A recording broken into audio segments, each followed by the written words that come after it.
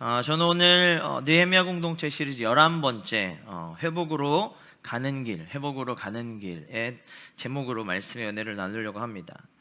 여러분, 사람의 인생을 살면서 가장 소망하고 있는 것들이 많은 것 같습니다. 최근에 제가 뉴스 기사를 보니까 성공한 사람들의 소망하는 1순위가 뭔지 아세요? 숙면이랍니다. 숙면. 그러면 여러분들에게 제가 한번 물어볼게요. 여러분들은 지금 가장 소망하고 있는 것이 뭐예요? 여러분들이 가장 소망하고 있는 것이 뭡니까? 네, 한번 얘기해 보세요. 뭐예요?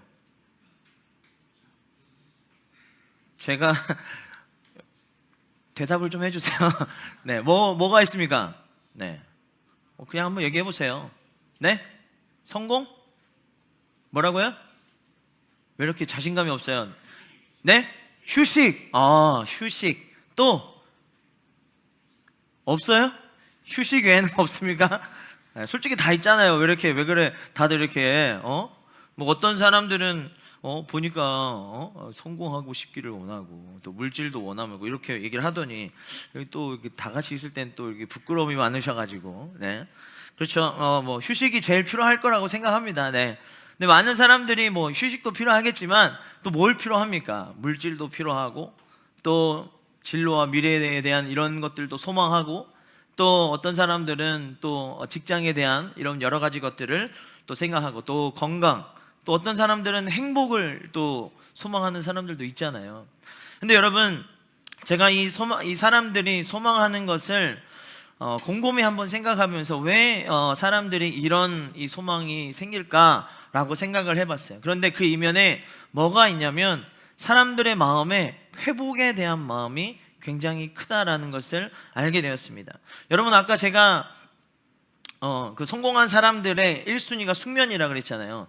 여러분, 그 사람들이 왜 잠을 소망하겠습니까? 왜 그렇겠어요? 휴식에 대한 그런 것을 통해서 건강에 대한 회복, 그렇죠? 건강을 지키고자 하는 그 소망들이 그 마음 가운데 있기 때문이죠. 또 여러분들 가운데는 직장을 준비하는 그 사람들도 있지만 왜 그런 직장을 또 열심히 준비하고 또 직장에 대한 마음의 소망이 있습니까? 삶이 나아지기 바라는, 예전에 내가 잘 나갔을 때 그런 삶의 모습들을 바라고자 하는 그 회복에 대한 마음도 있을 것이고, 또 건강을 회복하기 위한 그런 것들도 있을 것이고, 또 진로를 생각하고 또 인생을 성공하는 것들의 모든 것들이 나의 삶의 회복이 중요하기 때문에 그렇게 생각하는 거예요. 또 그뿐만 아니라 또 관계, 또 건강도 회복이 굉장히 중요하잖아요.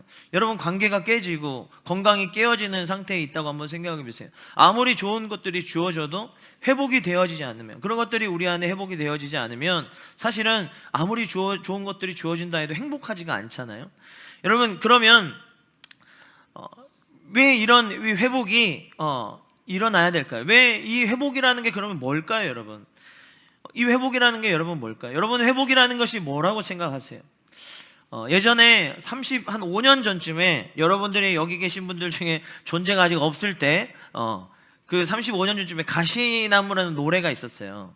가시나무, 조성모의 가시나무 말고, 그 노래 말고 시인과 촌장이라는 이 포크송 가수들이 불렀던 이 가시나무라는 노래가 있어요. 근데 이들이 불렀던 가수 중에, 이 노래 중에 풍경이라는 노래가 있거든요. 풍경이라는 노래가 있는데 이 풍경이라는 노래 가사 중에 이런 말이 있어요. 제가 한번 들려드릴게요. 한번 보세요. 세상 풍경 중에서 제일 아름다운 풍경, 모든 것들이 제자리로 돌아가는 풍경, 이런 가사가 있어요. 근데 제가 우연히 이 노래를 들으면서, 우연하게 들었어요. 근데 이 노래를 들으면서 생각한 게 뭐냐면, 회복이라는 것은 이 가사에서 나오는 것처럼 모든 것이 제자리로 돌아가는 것이 아닐까라는 생각이 들게 되더라고요. 왜냐하면 예전에 좋았던 시절을 그리워하는 것, 또 예전에 내가 어떤 것들을 채워서 그렇게 살아가던 그 모습들을 바라는 마음이 사람들의 마음이잖아요. 그래서 가끔 예전의 모습들을 우리가 그리워하면서 그런 말들을 많이 하잖아요. 옛날로 돌아갔으면 좋겠다. 옛날에 그때가 그립다라는 얘기를 한단 말이에요. 저희 큰아들이 이제 태어나고 자란 데가 이제 능곡에서 태어나고 자랐어요. 근데 이제 둘째가 태어날 때까지 거기서 자랐거든요. 그리고 나서 이제 이쪽에 행신동으로 이사를 왔는데 가끔 우리 아이들이 저한테 그래요. 아빠 능곡으로 다시 가고 싶어요 라고 얘기를 해요. 왜 그러겠어요? 이 아이가 그런 말을 한다는 것은 뭐예요? 예전에 자기가 받았던 사랑이 그리운 거예요. 아이들에게 동생들에게 사랑이 다가가니까 자기가 더 양보를 해야 되고 사랑받는 게 줄어드니까 이 아이가 그리운 거죠. 그러니까 능곡에 살던 집이 항상 그리운 거예요. 사랑을 받았던 그때를 이 아이가 회복하고 싶은 거죠. 마찬가지로 사람은 이렇게 예전의 모습으로 돌아가기를 원하는 것이 회복이 아닐까라는 생각이 들었어요. 그래서 따라서 저는 이 회복은 원래 상태로 다시 돌아가는 것이 아닐까라는 생각을 해보게 되었습니다. 원래 상태로 돌아가는 것이 아닐까. 오늘 그런 의미에서 신앙도 마찬가지인 것 같아요. 하나님께서 창조하셨던 사람이 본래의 사람대로 돌아가고 창조하셨던 낙원이 원래 모습대로 돌아가는 것이 하나님께서 원하시는 거예요. 예전에 은혜가 넘쳐났던 교회의 모습으로 돌아가고 성령에 충만했던 나의 모습으로 돌아가고 또 성경에서도 보듯이 이런 예전의 모습을 되찾기를 원하는 것이 하나님의 마음이거든요. 이것이 성경에서 우리에게 가르쳐주는 회복의 의미입니다. 그래서 성경의 이사야서 1장 26절에서 이렇게 말씀하는 것을 볼 수 있어요. 내가 내 재판장들을 처음과 같이 내 모사들을 본래와 같이 회복할 것이라. 또한 에스겔서 16장 55절 말씀에서 이렇게 말합니다. 내 아우 소돔과 그의 딸들이 옛 지위를 회복할 것이요 사마리아와 그의 딸들도 그의 옛 지위를 회복할 것이며 너와 내 딸들도 너의 옛 지위를 회복할 것이니라 라고 얘기합니다. 무슨 말입니까? 이스라엘의 지도자들과 상태가 완전히 새로워지는 것이 말하는 것이 아니라 처음 그때로 다시 되돌아간다라는 거예요. 그렇기 때문에 회복이라는 것은 모든 것이 새로워지는 게 아니에요, 여러분. 저는 그렇게 생각합니다. 회복이라는 것은 모든 것이 새로워지는 것이 아니라 다시 예전의 모습을 되찾고 그 모습을 가지고 살아가는 것이 회복이라고 저는 정의하고 싶어요. 하지만 모두가 이 회복을 원하지만 근데 전부 다 이것을 경험하는 것은 아닌 것 같아요. 어떤 사람에게는 이 회복의 영이 찾아와서 모든 문제가 해결이 됩니다. 그때는 너무나도 참 기쁘고 행복하죠. 그런데 그렇지 못한 사람들은 늘 마음이 강박하고 여유가 없고 지쳐 있다는 거예요. 여러분, 어떻게 보면 가장 쉬우면서도 가장 어려운 것이 이 회복이 아닌가라는 생각이 들어요. 오늘 본문에서 이 회복을 다시 경험하고자 하는 이스라엘 백성들이 이제 소개가 되고 있습니다. 지난주에 살펴본 것처럼 느헤미야서 7장에서는 느헤미야가 예루살렘에 믿을만한 지도자들을, 리더십을 갖춘 지도자들을 세웠고 또 예루살렘 성 안으로 이주하는 그 약 5만 명에 가까운 백성들을 예루살렘 성 안으로 이주시키는 일들을 이제 진행했습니다. 그리고 각자가 그 성 안에서 예전과 다르게 평안과 감사를 누리며 살면 되는 것이었어요. 그런데 오늘 살펴본 느헤미야 8장에서는 느헤미야가 이런 일을 이루고 그 다음날 바로 즉시 이스라엘 백성들이 수문앞 광장 앞에 모이기 시작했어요. 본문 1절 말씀을 다시 한번 보세요. 이스라엘 자손들이 자기들의 성읍에 거주하였더니 7째 달에 이르러 모든 백성이 일제히 수문앞 광장에 모였다라고 얘기를 합니다.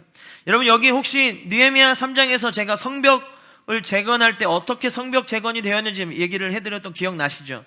10개 문을 제가 설명을 해드렸어요. 그 중에서 수문에 대해서 제가 얘기를 했는데 이 수문은 동쪽 편의 두 번째로 자리 잡고 있는 문이었습니다. 근데 이 수문에 담겨져 있는 뜻이 뭐였습니까? 수문은 예루살렘 안에 살아가는 사람들에게 물을 먹을 수 있는 식수를 공급하는 물이 이 문을 통해서 들어온다고 얘기를 해드렸어요. 그러면 이것을 통해서 의미가 뭐였습니까? 말씀 충만, 성령의 충만함을 상징한다고 말씀을 드렸어요. 이 수문앞 광장에 이스라엘 백성들이 모였다라는 겁니다. 특별히 오늘 성경에서 일제히라는 단어가 부사가 붙어져 있습니다. 이 단어는 뭐냐면 남녀노소를 불문하고 이스라엘 백성들이라고 칭함을 받는 모든 사람들, 어린아이와 노인들과 상관없이 이스라엘 백성들이라고 말하는 모든 사람들이 다 이곳에 모였다라는 거예요. 마치 한 사람이 움직이듯이 한 이스라엘 백성들이, 정말 수많은 그 이스라엘 백성들이 여기저기서 나타나서 갑자기 한꺼번에 이 광장을 가득 메우기 시작했다는 거예요. 그러면 무슨 이유로 이스라엘 백성들이 수문학 광장에 모였을까요? 이스라엘 백성들은 나라가 멸망을 당하고 오랫동안 포로로 살면서 그들의 내적인 이 정체성이 많이 흔들렸을 겁니다. 타지로 자녀들을 데리고 이민을 가서 10년, 20년을 살아도 그 자녀들이 이 내가 어느 나라 사람인지에 대한 이 정체성을 잃어버릴 때가 굉장히 많아요. 그 이민하는 사람들이 그런 사람들이 굉장히 많습니다. 그런데 이스라엘 백성들은 무려 140년 동안 자신들이 3번에 걸쳐서 포로 귀환을 했어요. 그러면서 대부분의 포로 후손들이기 때문에 이 정체성에 대한 회복을 하는 것이 굉장히 중요했습니다. 따라서 성벽을 재건하는 것으로 가시적으로 완벽한 나라를 만들어가는 그러한 것이 중요한 것이 아니라, 거기에 포커싱이 맞춰져 있는 것이 아니라 자신들이 누구인가에 대해서 정말 이 정체성을 갖기 위해서 굉장히 노력을 했어요. 그래서 벽돌 한 장 한 장 쌓아 올리는 것은 눈물과 땀방울이 섞이고 하나님의 자녀로서 신앙을 회복하겠다는 그 마음이 이들이 성벽 재건을 하면서 그 마음속에 깊이 자리 잡고 있었던 겁니다. 어떻게 보면 예루살렘 성벽 재건은 이스라엘 백성들만 경험할 수 있는 또 하나의 신앙운동이고 부흥운동이라고 할 수 있는 거예요. 그만큼 그들은 회복을 간절히 바라고 있었다라는 것입니다. 그리고 결론적으로는 그들은 회복함을 경험하게 되었어요. 100% 그들은 회복을 경험했습니다. 중요한 것은 하나님이 그들의 삶을 그냥 회복하도록 허락하시지 않았다는 거예요. 분명히 하나님이 그들을 품고 있었던 마음과 또 회복의 길로 가기 위해서 그들에게 분명히 주셨던 그 마음들이 있었단 말이에요. 오늘 이 말씀을 통해서 그들이 오늘 이것을 통해서 회복되는데, 우리가 그 어떠한 마음을 가지고 이들이 회복되었는지 우리가 그것을 알아야 됩니다. 그래야 우리 또한 우리 마음 가운데, 우리 삶 가운데 무언가를 회복하고자 할 때 그것이 반드시 회복될 수 있는 것이에요. 오늘 이것을 우리가 함께 살펴보기를 원합니다. 그것이 과연 무엇이었을까? 첫 번째는, 회복으로 가는 길 위해 필요한 첫 번째, 우리 이스라엘 백성들이 보여준 모습 첫 번째는 구원에 대한 영적 갈급함을 품으라입니다. 구원에 대한 영적 갈급함을 품으라. 본문 1절 말씀을 다시 한번 보세요. 자, 이스라엘 자손이 자기들의 성읍에 거주하였더니 7째 달에 이르러 모든 백성이 일제히 수문학 광장에 모여서 학사 에스라에게 여호와께서 이스라엘에게 명령하신 모세의 율법책을 가져오라 청하매라고 얘기합니다. 여러분, 혹시 이 말씀을 보면서 특이점을 발견하셨습니까? 여러분, 한번 이 말씀을 잘 보세요. 여기에 특이점이 있어요. 뭐냐면 그것은 이스라엘 백성들이 자발적으로 모인 거예요. 자발적으로. 누가 시켜서 지금 모인 게 아닙니다. 그들은 자발적으로 하나님이 명령하신 줄 않았어요. 선지자가 학사 에스라가 모이라고 한 것도 아니었어요. 이스라엘 백성들이 자발적으로 모였어요.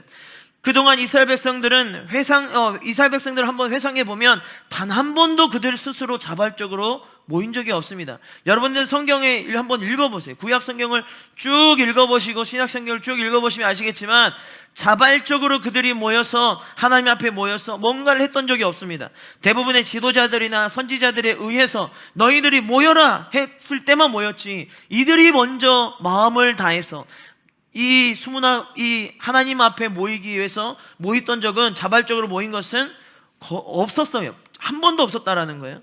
무엇보다 이렇게 이스라엘 백성들이 자발적으로 모였다는 것은 자신들이 지금 삶이 무너져 있는 이 삶의 회복을 너무나도 간절히 필요하다라는 것을 보여주고 있는 것입니다. 그들이 뻔뻔하게 느낀 거예요.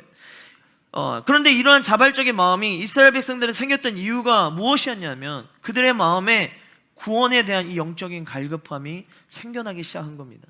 이스라엘 백성들은 그동안 성벽이 무너진 채로 약 140년을 살았어요. 포로로 귀환을 했어도 성벽이 무너진 채로 살았기 때문에 이들의 삶은 그냥 온전한 삶이 아니었습니다. 늘 외적인 침략과 두려움 속에 살았어요. 그렇기 때문에 이들의 삶은 정말 우리가 보기에도, 남들이 보기에도 너무 안타까운 그런 상황이었습니다. 하지만 느헤미야를 통해서 이들의 비전을 공유받고 하나님의 일하심을 통하여서 52일 만에 성벽이 재건되는 것을 보면서 이들이 느낀 거예요. 이것은 우리가 할 수 없는 일인데 하나님이 진짜 우리와 함께 하셨구나, 하나님이 우리를 정말 도와주셨구나 라는 것을 이들이 깨달은 거예요. 그것을 보면서 이들의 마음 가운데 도대체 하나님이 누구인가? 도대체 하나님이 우리에게 어떤 분이신가? 하나님이 나에게 도대체 어떤 분이시길래 우리에게 이렇게 일들을 하시는가? 하나님이 우리를 정말 구원해 줄 수 있는 분이 확실한가? 이게 알고 싶은 거예요. 그래서 이 영적 갈급함이 생겨나기 시작한 겁니다. 그리고 너나 나나 할 것 없이 약속이라도 한 듯이 수문학 광장 앞에 모여서 무엇을 요청합니까? 학사 에스라에게 율법책을 가지고 와서 그 말씀을 읽으라고 지시하는 거예요. 백성들이 누가 읽으라고 한 게, 지도자들이 내가 읽어주겠다고 한 것이 아니라 우리에게 당신이 가르치고 있는 그 말씀 읽어달라고 요청하는 겁니다. 즉 구원이 담겨있는 그 하나님의 말씀을 들려달라는 거예요. 이 말씀을 듣고 다시 구원의 갈급함을 회복해서 살아가기를 원하는 거예요. 얼마나 마음이 간절했으면 한 번도 먼저 말씀을 들려달라고 한 적이 없었던 이 백성들이 하나님 앞에 모여서 이들이 정말 이 말씀을 들려달라고 했겠습니까? 여러분, 저는 오늘 우리 그리스도인들이 이런 구원의 갈급함이 생겼으면 좋겠습니다. 여러분, 우리가 회복하기 위해서 이 구원의 갈급함이 정말 우리에게도 첫 번째, 이것이 우리에게 너무나도 필요합니다. 이것이 회복되면 다른 것은 다 회복될 수 있어요. 그런데 오늘날 믿음의 사람들의 신앙을 보면 이런 갈급함이 계속해서 사라지고 있는 것을 보이게 됩니다. 아예 생각조차도 안 하는 사람들이 너무 많아요. 신앙이 있으니까 더 구원에 대한 갈급함이 있어야 되고, 믿음이 있으니까 이 영생에 대한 갈급함이 더 간절해야 되는 것이 아닙니까? 그런데 점점 믿음을 가진 사람들 안에서 이런 것들이 사라지고 있다는 거예요. 세상이 너무나도 편해지니까, 세상에서 해야 될 것이 너무 많으니까, 바쁘니까 이 내 안에 내가 영원히 구원을 받기 위해서 애쓰고 내가 영생을 얻기 위해서 애써야 하는 그 갈급함보다 세상적인 갈급함을 더 원하는 사람들이 많아지고 있어요.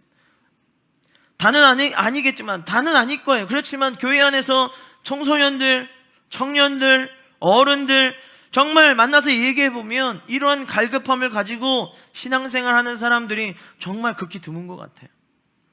그리고 내 인생에 시간이 많으니까, 내 인생에 내가 살아갈 날들이 많다고 생각하니까 구원에 대한 이 영적인 갈급함을 내 삶이 조금 나아지고 난 다음에, 내가 조금 편해지고 난 다음에, 세상적인 경험을 좀 더 해보고 난 다음에, 살아본 다음에 해도 늦지 않다고 생각하고 나중으로 미루는 거예요.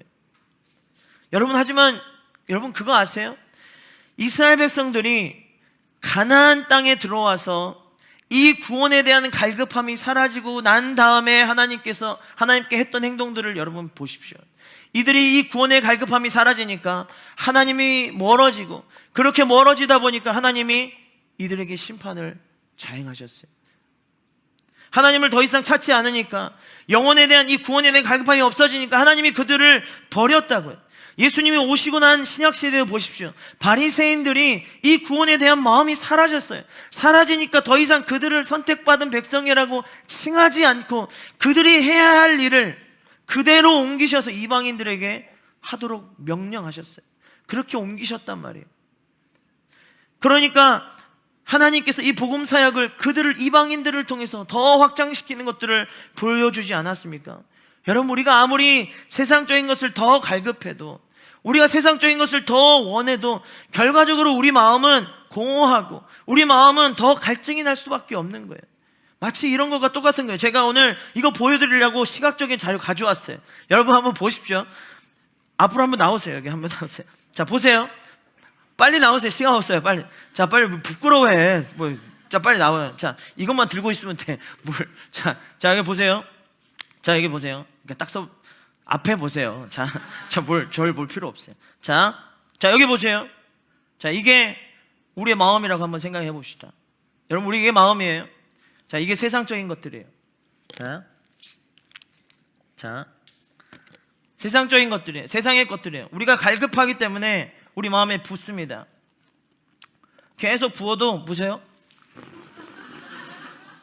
자, 보세요.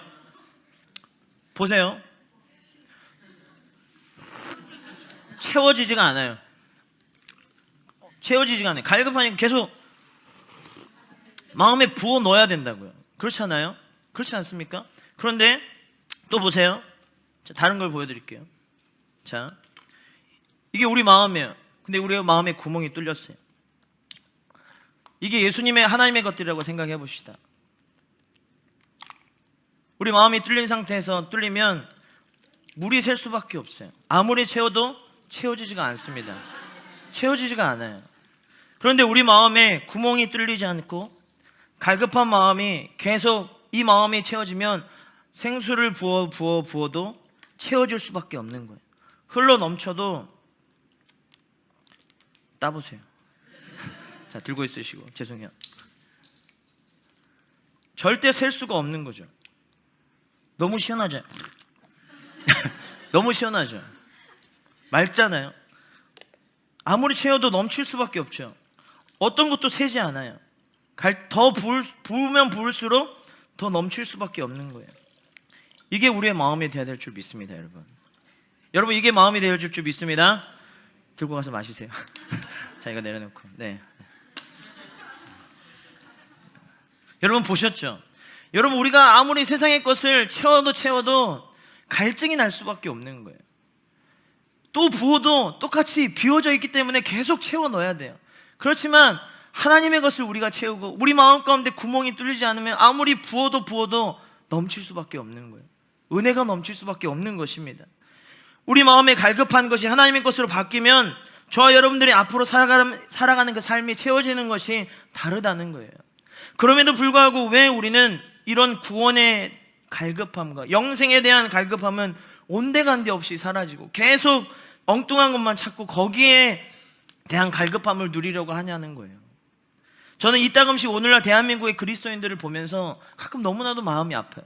오늘날 믿음의 사람들, 오늘 이 대한민국 땅에 살아가는 그리스도인들이 예전에 바벨론 포로로 끌려가던 이스라엘 백성들의 모습과 너무 닮아가고 있다는 거예요. 그 모습을 볼 때마다 너무 가슴이 안타깝습니다. 똑같이 따라가고 있어요. 보면 볼수록. 여러분, 아픈 사람은 살고자 하는 갈급함이 있잖아요.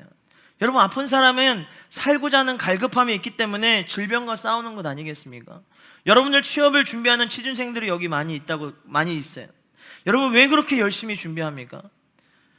직장에 들어가서 일을 해서 돈을 벌어서 미래를 준비하고자 하는 그 갈급함이 있기 때문에 직장에 들어가려고 노력을 해서 최선을 다하는 거잖아요. 여러분, 그런데 그보다 더 중요한 우리의 구원과 관련된 영원한 생명을 얻어서 구원의 방법이 있는데, 그보다 더 중요한 내가 구원을 얻을 수 있는 방법이 여기 있는데 왜 우리는 그것에 대한 갈급함이 없냐는 거예요. 시편 42편 저자는 하나님을 찾는 그 갈급함에 목말라서 이런 고백을 합니다. 42편 1절 말씀을 보세요. 하나님이여, 사슴이 시냇물을 찾기에 갈급함같이 내 영혼이 주를 찾기에 갈급하나이다. 보세요. 자신의 영혼이 하나님을 찾아야 살 수 있음을 알았기 때문에 시편 기자가 이런 고백을 할 수 있는 것 아닙니까? 하지만 우리는 내 영혼을 살리기 위한 갈급함이 내 안에 가득한 것이 아니라 끊임없이 세상적인 갈급함에 취해서 그것을 얻어야 내 갈급함이 사라진다고 생각하는 거예요. 그것들이 더 크니까 내 삶에 변화가 생기지 않는 거예요. 여러분, 믿음이 언제부터 세상에 살아가는 방법론이 되었습니까? 여러분들이 가지고 있는 그 믿음이 세상에서 살아가는 그 믿음의 방법론이 언제부터 그렇게 바뀌었어요? 여러분, 믿음이 있으니까 이렇게 살아가야 하고 저렇게 살아가야 하고를 알려주는 그런 믿음은 그런 게 아니에요. 예수님이 어떤 분인지를 내가 믿는 대로 믿고 사는 것이 믿음의 삶이잖아요. 그리고 그 예수님을 믿는 믿음이 내 영혼을 살리고 회복하도록 도와주고 그 예수님을 믿는 믿음이 나에게 영원한 생명, 즉 구원을 얻을 수 있도록 도와주는 거잖아요. 그러니까 믿음이라는 것은 내가 구원에 대한 이 갈급함이 있으니까 생겨나는 거예요. 예수님을 믿기로 선택해서 그래서 교회로 나온 것 아닙니까? 그런데 믿음을 가지고 교회로 나오고 예배로 나오면서 왜 점점 이 구원에 대한 갈급함이 사라지고 있느냐는 거예요. 어떤 것을 분별하면서 살아갈지도 모르고 그냥 교회로 나오는 거예요. 내 안에 영생에 대한 갈급함이 사라지고 있는지도 모르고 교회에 나와서 예배 드린다니까요.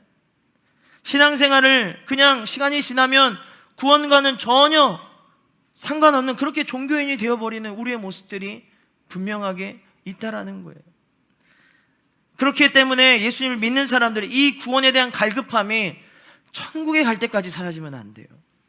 우리가 나이를 불문하고 여기 있는 사람들이 나이를 불문하고 나이가 많건 적건 이거는 상관이 없어요. 예수님을 믿는 사람들이라면 이 갈급함은 평생토록 여러분 가운데 사라지지 않는 마음이 되어야 될 줄 믿습니다. 그런데 지금 우리가 이것을 회복하지 못하고 있어요.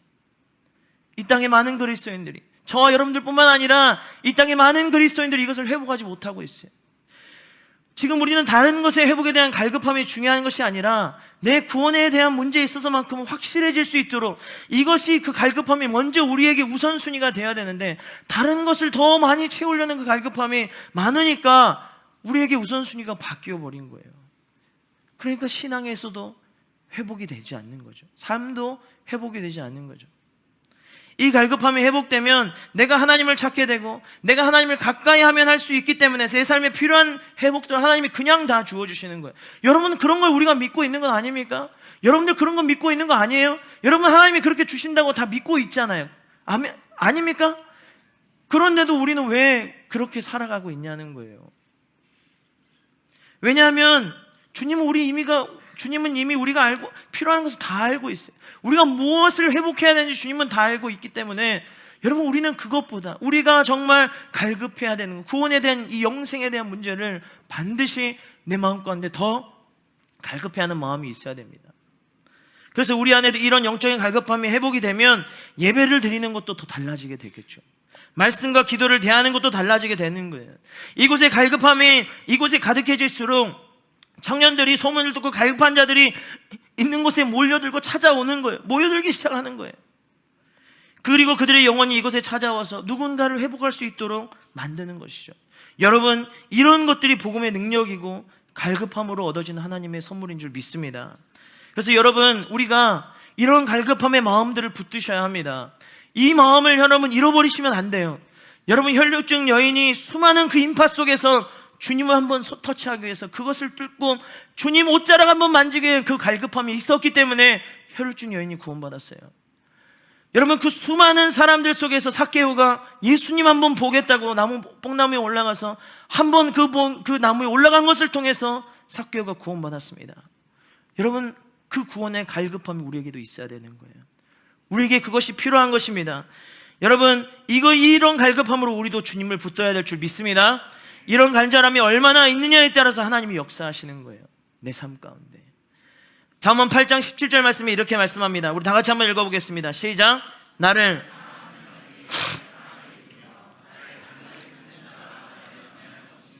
아멘. 아멘입니다. 그러므로 여러분, 구원에 대한 나의 영적인 갈급함이 불같이 일어나는 사람들이 되시길 바랍니다. 이런 마음이 우리 안에 사라지지 않는다면 내 삶에서 하나님은 절대 떠나지 않으시는 거예요. 어떤 순간에도 어떤 상황에도 주님은 나와 함께 하실 것이고, 이 갈급함을 품는 마음을 통해서 주님이 내게 가장 많은 은혜를 허락해 주시는 것입니다. 이것을 기억하시고 이 영적인 이 갈급함을 다시 회복하는 저와 여러분들이 될 수 있기를 주의 이름으로 축복합니다. 두 번째, 회복으로 가는 길을 위해 필요한 두 번째는 말씀의 은혜로 진리의 사모함을 가지라입니다. 말씀의 은혜로 진리의 사모함을 가지라. 이스라엘 백성들이 이 구원에 대한 영적인 이 갈급함이 있었기 때문에 무엇이 그들의 삶 속에 필요한지를 알게 되었어요. 그들의 삶의 진정한 삶의 본질이 무엇인지를 바라보게 되었다는 거예요. 다시 말해서 그들에게 회복은 성을 쌓고 안전하게 거기서 살아가는 것이 아니에요. 부강한 나라를 만들어서 그 안에서 그 부강한 나라를 만들고 살아가는 것이 아니었다는 거예요. 진정한 회복은 다시금 구원받은 백성으로 돌아가서 하나님의 말씀의 은혜를 누리는 것임을 깨달은 것입니다. 그래서 수문학광장에 남녀노소 할 것 없이 말씀을 알아들을 만한 자들이면 모두가 모여서 말씀을 듣기 시작합니다. 근데 여러분, 이스라엘 백성들이 말씀을 경청할 때 그 반응을 한번 보세요. 어떻게 행동하는지 3절 말씀을 보십시오. 수문학광장에서 새벽부터 정오까지 남자나 여자나 알아들을 만한 모든 사람 앞에서 읽음에 뭇백성이 그 율법책에 귀를 기울였다라고 말씀합니다. 얼마나 말씀을 사모하는 심령이 강했으면 새벽부터 정오까지 말씀에 귀를 기울였다고 이야기합니까? 여러분, 새벽부터 정오까지는 오늘날로 시간을 환산하면 6시간 정도 됩니다. 6시간. 여러분, 우리가 6시간 동안 꼼짝하지 않고 말씀을 듣는다고 한번 생각해 보세요. 얼마나 버티기 힘든 시간입니까? 아마도 요즘 같으면 아마 이럴 거예요. 목사님 제발 끝내줬으면 좋겠어요. 이런 말들을 할 겁니다. 좀 빨리 좀 끝내줬으면 좋겠어요. 이렇게 예배가 왜 이렇게 늦게 끝나요? 이러면서 그렇게 하는 사람도 있을 것이고, 뭐 그냥 일어나서 그냥 떠나서 가버리는 사람들도 이런 반응도 나왔겠죠. 여러분, 제가 청년부 설교를 준비하면서 이제 청년부 설교했던 영상을 한번 되돌려 계속 이제 피드백을 하려고 뭐가 잘못됐나, 뭐를 못하고 있나 이렇게 좀 본단 말이에요. 근데 말씀을 이렇게 보니까 말씀 시간이 점점 길어지더라고요. 그래서 제가 이제 줄여야 되겠다, 안 되겠다, 우리 청년들이 힘들어할 것 같아서 더 줄여야 되겠다 이렇게 생각을 하고 말씀을 준비하다 보면 이상할 정도로 계속 늘어요. 말씀이 계속 느는 거예요. 이상하다. 그래서 저도 답답합니다, 여러분. 저도 얼마나 답답한지 몰라요. 줄이고 싶어요. 안 돼. 이게 안 되는 거예요. 이상할 정도로 신기하게 페이지가 계속 늘어나요. 오늘도 좀 페이지가 더 늘어났어요. 지금 너무 좀 미안해요. 근데 어쩔 수 없어요. 지금 들어야 돼요. 어제도 들어야지 뭐 어떻게. 자 보세요. 근데 이처럼 우리가 예배 보세요. 3-40분 듣는 것도 우리가 힘든데, 여러분 예배 시간이 길어지는 것도 힘든데 버티기 힘들잖아요. 근데 우리는 앉아서 듣잖아요. 이들은 6시간 동안 앉아서 들은 게 아니었단 말이에요. 보세요. 성경 말씀 보세요. 5절 말씀. 에스라가 모든 백성 위에 서서 목전에서 책을 펼 때 뭐라 그랬습니까? 모든 백성이 일어서니라. 일어서서 6시간 동안 들었단 말이에요. 일어선 채로. 여러분 상상이 됩니까? 이스라엘 백성들이 책을 피니까 이스라엘 백성들이 일어났어요.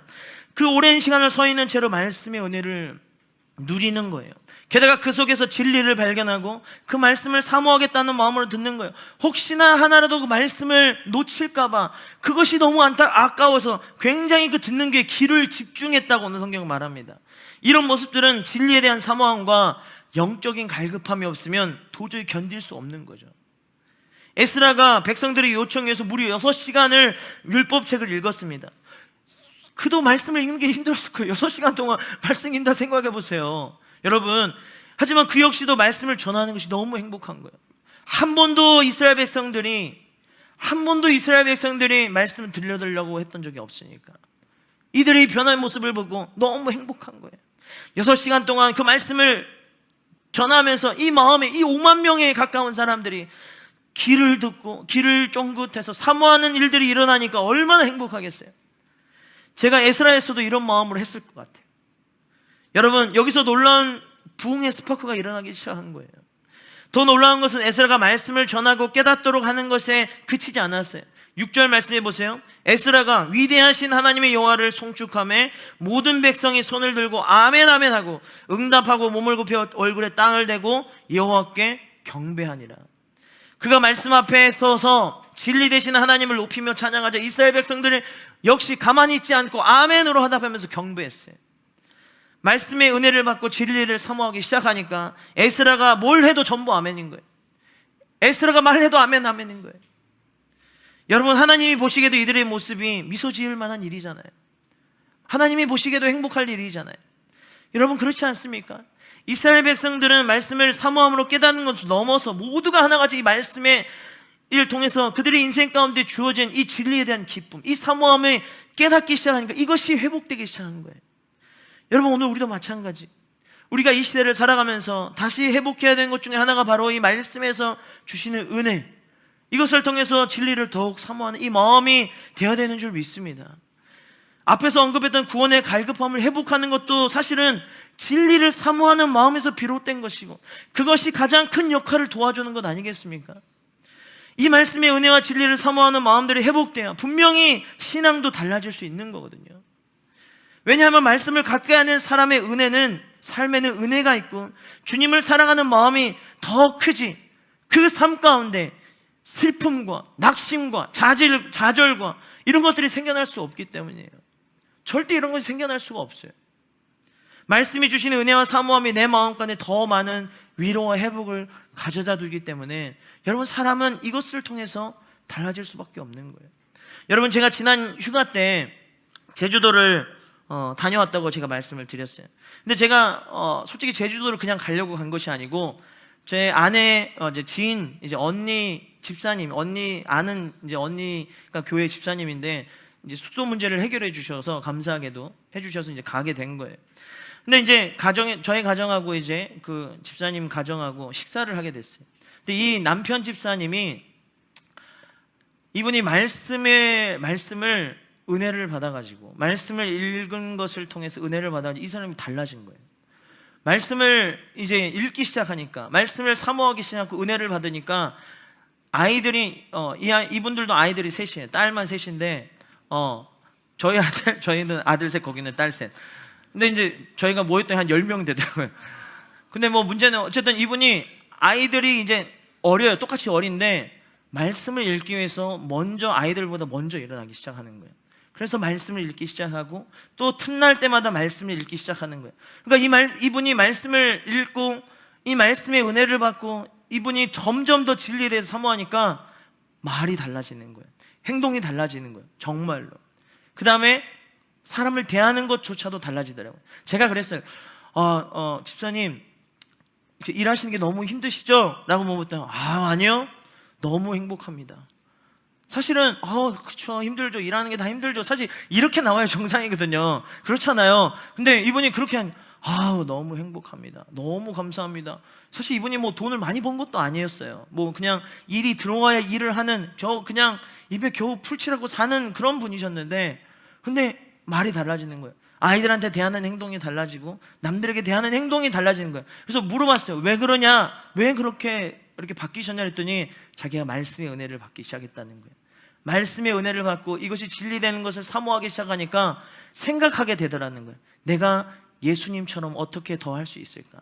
내가 예수님처럼 어떻게 더 말하고 행동하고 이 진리를 더 사모하는 마음이 될 수 있을까? 이것을 얘기하는 거예요. 그래서 시간을 날 때마다 이 말씀을 보신대요. 다른 거 보지 않고 오직 말씀을 더 깊이 보려고 노력하신대요. 이것을 보면서 제가 정말 저의 아내랑 제가 정말 도전이 됐어요. 여러분, 진짜 진리를 사모하는 사람의 모습이 이런 모습이구나 라는 것을 깨달았어요. 그런 반면에 우리 주변에 많은 그리스도인들이 회복을 원해요. 여러분, 우리도 회복을 원해요. 근데 이 진리에 대한 사모함을 품지 않는 거예요. 이런 진리에 대한 말씀의 은혜를 누리기는커녕 말씀조차 가까이 하지 않는 우리들의 모습이 너무 많습니다. 정말 아이러니하지 않습니까? 심지어 교회 안에서 말씀을 기피하거나 편식하는 사람들, 사모하는 열정도 많이 사라졌어요. 하나님의 말씀을 진리로 받아들이고 경외함으로, 겸손함으로 그 말씀 앞에 나를 가져가서 그것을 비교해서 내가 어떤 존재인지를 대하는 것이 아니라 그렇게 대하지 않고 그런 모습을 다 버리고 하나님의 말씀을 거절하는 사람들도 많이 있습니다. 하나님의 말씀이 절대적인 진리로 받아들이지 못하는 시대가 되어버렸고, 성경의 가르침은 배제하고 시대의 사상만을 더 많이 가르치는 시대가 되어버렸어요. 또 말씀을 자기중심적으로 해석해서 유익이 있으면 받아들이고 유익이 없으면 받아들이지 않는 태도들이 생겨나기 시작했어요. 말씀의 기준이 자신을 비춰보는 것이 아니라 자신이 가지고 있는 삐뚤어진 가치관으로 말씀을 대입해서 나에게 맞지 않으면 하나님의 말씀을 거부하는 사람들이 많아지고 있다는 거예요. 그래서 지금 이 시대에 말씀의 기갈 현상이 일어나고 있습니다. 여러분, 이 시대에도 말씀의 기갈 현상이 일어나고 있어요. 여러분, 아모스 8장 11절 말씀에 이것을 대변하듯이 아모스 선지자가 동일하게 많은 언급한 말씀이 있어요. 여러분 한번 보십시오. 주 여호와의 말씀이니라. 보라, 날이 이를지라. 내가 기근을 땅에 보내리니 양식이 없어 주림이 아니며 물이 없어 가람이 아니요 여호와의 말씀을 듣지 못한 기갈이라. 정확하게 우리의 모습을 대입해 주는 말씀이에요. 무슨 말씀입니까? 말씀을 듣지 않기 때문에 심령이 세상에 빼앗기고 사탄에게 패배당해도 결국 패폐해지고 삶이 패폐해지고 멸망당하는 거예요. 그래서 모든 모임 속에 말씀이 빠지고 말씀을 사모하고 진리를 사모하는 마음이 사라지면 그곳에는 사탄의 역사가 반드시 일어나게 될 수밖에 없어요. 그러나 말씀의 은혜 속에서 진리를 사모하는 사람들이 모이는 곳에는 하나님의 역사가 분명하게 일어날 수밖에 없는 것입니다. 그렇기 때문에 우리 청년부 공동체, 셀 공동체를 여러분 하면서도 진리를 사모하는 마음이 있으면 말씀의 은혜들을 녹아질 수 있도록 만드는 것이 중요한 거예요. 여러분, 셀 모임을 통해서 함께 들었던 말씀을 가지고 진리를 어떻게 더 사모할 것인지, 내가 어떻게 이 진리에 대한 내 삶의 진리를 품고 살기에 부족함이 없었는지 이것을 서로 나누고 함께 이야기하면서 붙드는 시간이 되어야 되는 거예요. 매일 내가 이것을 깨닫지 못하는데 또 내가 깨닫지 못했던 것을 깨닫고, 또 해야 할 것은 함께 회개하면서 성령 은혜를 함께 누리면서 이 시간을 통해서 더욱 셀 모임 가운데, 공동체 속 가운데 말씀의 진리를 더욱 사모하는 마음들이 우리 간에 더 커져야 한다는 거예요. 그래야 여러분, 이 청년부 전체 공동체가 점점점 더 성장할 수 있는 겁니다. 그런데 매번 모여서 이런 말씀의 은혜와 진리를 사모하는 마음들은 쏙 빠지고 세상적인 이야기들, 삶의 이야기들, 연애 이야기들, 엉뚱한 이야기들만 하는 것은 내 신앙과 공동체를 성장시키는데 아무런 도움이 되지 않아요. 그래서 리더들의 역할도 중요하지만 그 셀에 모인 셀원들도 굉장히 중요한 거예요. 이 말씀에 대한 은혜를 맛볼 수 있도록 노력하시고 이것을 회복할 수 있도록 여러분들 또한 도와주셔야 되는 거예요. 그래야 진리를 사모함들이 마음이 커지면 커질수록 서로 모이는 것이 더 즐거운 시간이 되고, 그 모이는 시간이 더 행복할 수 있는 것 아니겠습니까? 그렇지 않으면 모이는 것이 짜증나는 거예요. 왜 이 자리에 모여가지고 내가 이런 얘기 하고 있나? 내가 왜 모여가지고 이런 얘기를 할 수밖에 없나? 이런 마음들이 생기니까 빨리 끝내고 싶고 집에 가고 싶은 거예요. 여러분, 우리가 이런 마음이 생기면 안 되는 거예요. 우리가 셀 모임을 하면서 그런 마음들이 생기는 것이 아니라 말씀의 은혜를 누리면서 그 속에서 내가 정말 진리를 사모하는 마음들이 많아져서 그것을 나누는 모습들이 우리 가운데 있어야 되는 줄 믿습니다. 여러분, 손뼉도 서로 마주쳐야, 맞닿아야 소리가 나듯이 말씀의 은혜를 누리고 진리를 더 사모하는 사람들이, 마음도 가진 자들이 더 많이 모여야 하나님께서 더 크게 은혜를 부어주시는 거예요. 그런데 지금 우리는 얼만큼 말씀의 은혜를 누리고 진리를 사모하는 마음을 가지고 신앙생활을 하고 있냐는 거예요. 하나님의 말씀은 그저 교양이나 마음의 위로와 안정을 위해서 읽어볼 필요가 있는 그런 책이 아니라는 거예요. 내 영혼을 회복할 수 있도록 도와주는 생명이 담긴 이 책이 여기에 있는데, 여러분, 우리가 이 진리를 담고, 여러분, 이 은혜가 여기 담겨져 있는데 이것만으로도 우리는 충분하게 생각하고 여기에서 회복을 누릴 수 있어야 되는 것입니다. 여러분, 이 진리 담긴 말씀을 왜 사모하지 않느냐는 거예요. 왜 이것을 나누지 않느냐는 거예요. 저는 엘담 청년부 지체들에게 바라옵기를, 말씀의 은혜를 더 누리고 그 속에서 주어지는 이 진리를 더 사모하는 자들이 더 많아지기를 권면드립니다. 진짜 말씀이 진리로 와닿고 그 말씀으로 매일의 삶이, 내 삶이 은혜의 연속이 될 수 있기를 주의 이름으로 축복합니다. 여러분의 인생이 그렇게 바뀌어야 되기를 주의 이름으로 축복합니다. 그래서 다른 것이 아닌 이 하나님의 말씀으로 마음도 삶도 진짜 회복할 수 있는 저와 여러분들의 삶이 될 수 있기를 주의 이름으로 축복합니다. 마지막 세 번째, 해보러 가는 길, 마지막 세 번째, 참된 회개를 경험하고 변화를 받으라입니다. 이스라엘 백성들은 에스라가 전해준 말씀을 들으며 깨닫기 시작했어요.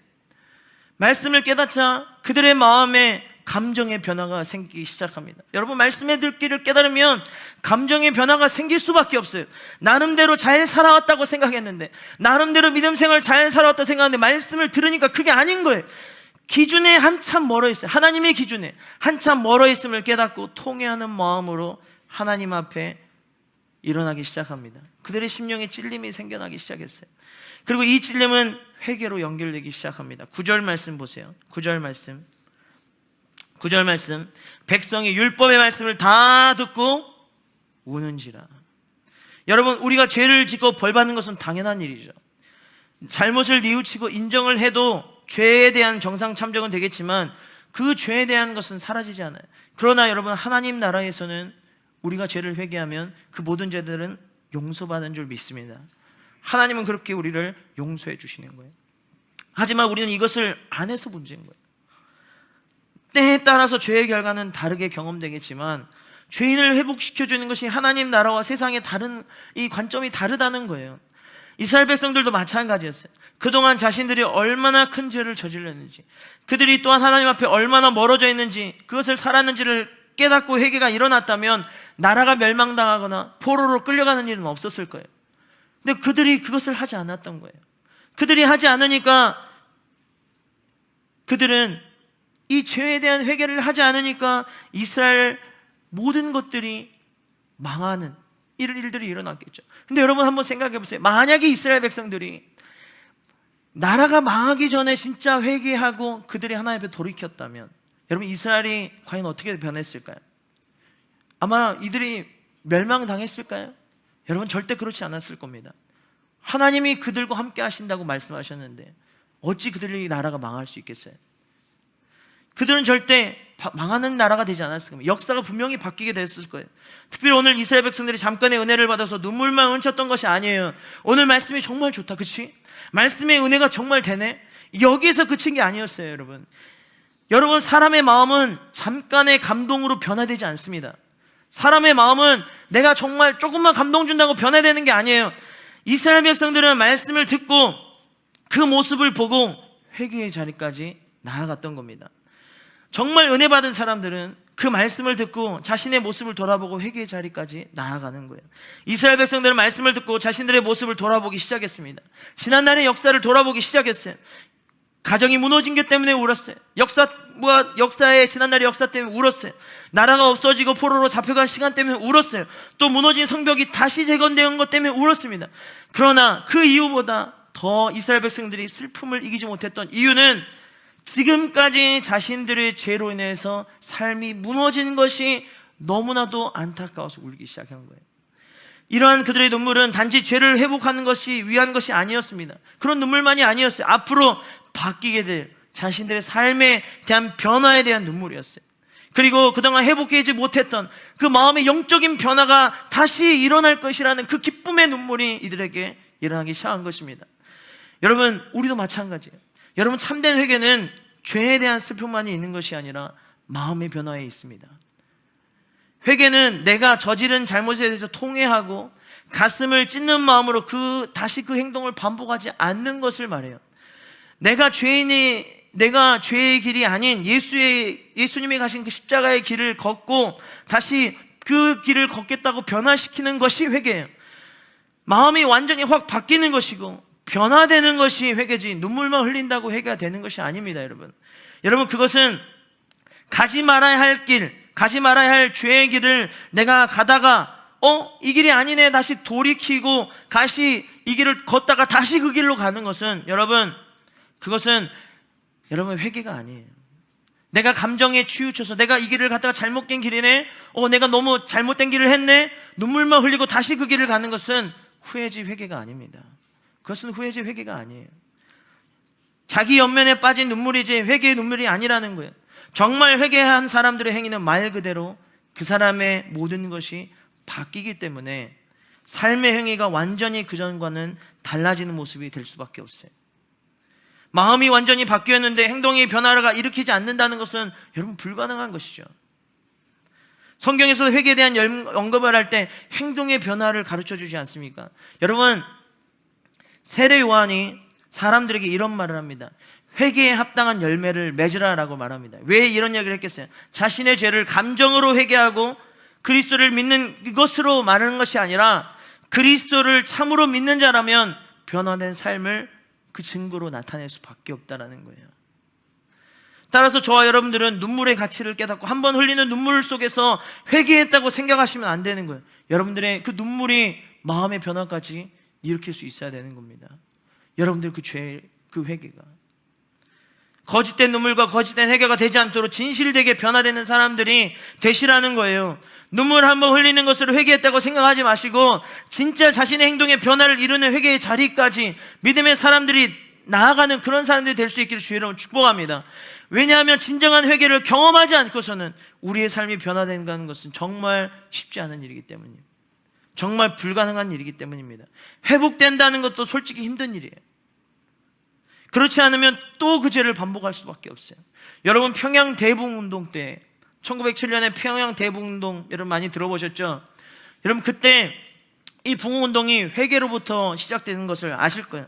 근데 그 당시에 있었던 어느 장로님의 기록이 책에 기록되어져 있어서 들려드릴 테니까 여러분 한번 들어보십시오.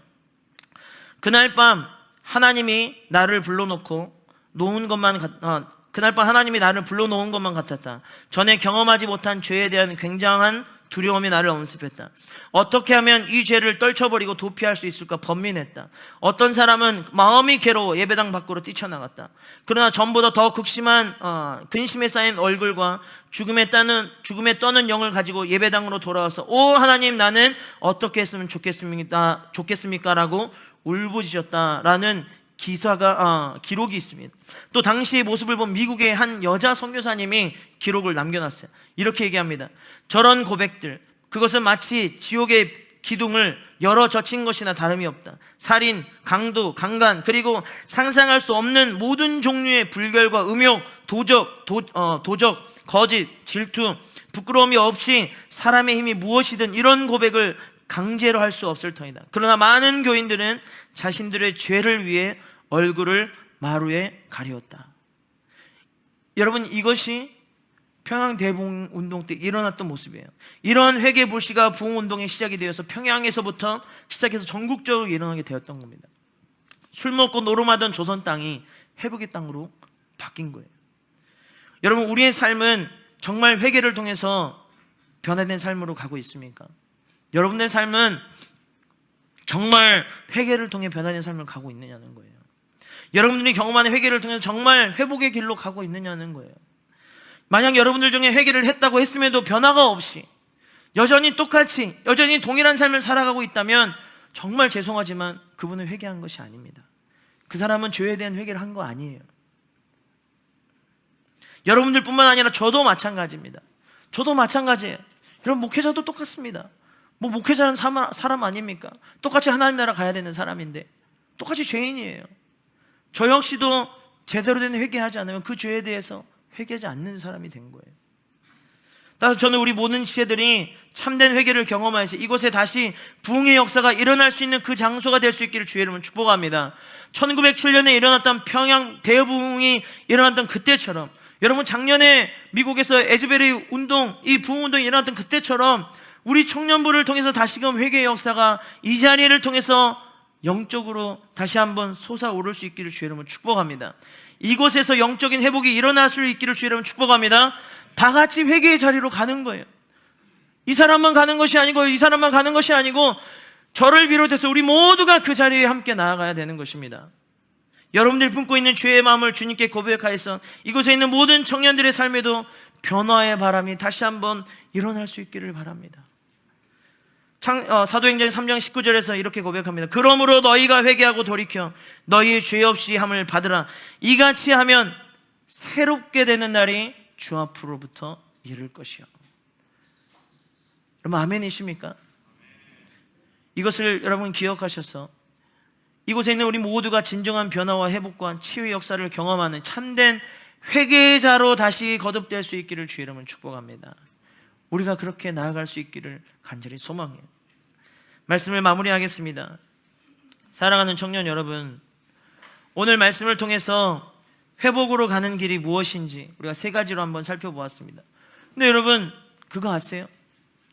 이 땅에 많은 사람들이 아닌 것 같지만 굉장히 마음 가운데 영적인 갈급함이 있어요. 사람들이 교회를 비난하고 교회에 대해서 비판하지만 그들의 마음 가운데 영적으로 갈급해하고 있습니다.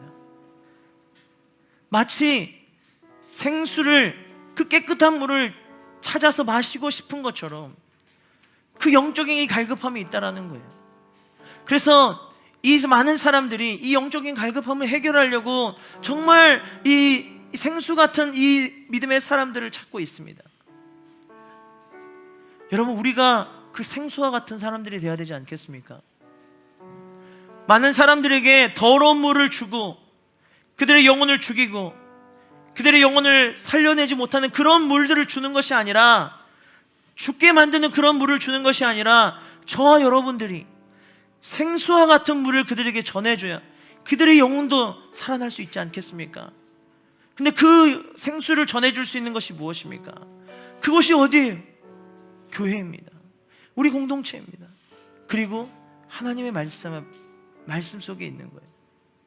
여러분, 이 말씀의 은혜를 먹어야, 이 말씀을 먹어야 은혜를 깨닫게 되고 진리하는 사람들도 마음에 생겨나게 되는 것이고, 진리를 사모하는 마음이 생겨야 가슴을 찢는 회개도 일어날 수 있는 것 아니겠습니까?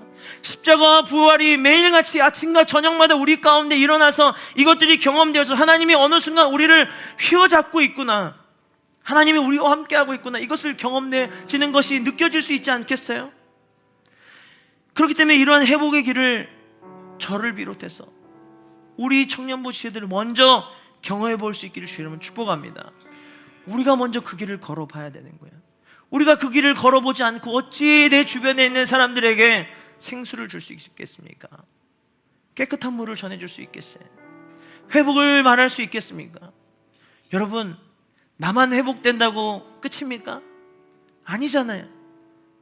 내가 가는 그 회복의 길에 내 주변에 있는 사람들 함께 손을 붙잡고 그들과 함께 회복의 길을 누려야 그것이 참된 회복이라고 말할 수 있는 건 아닙니까?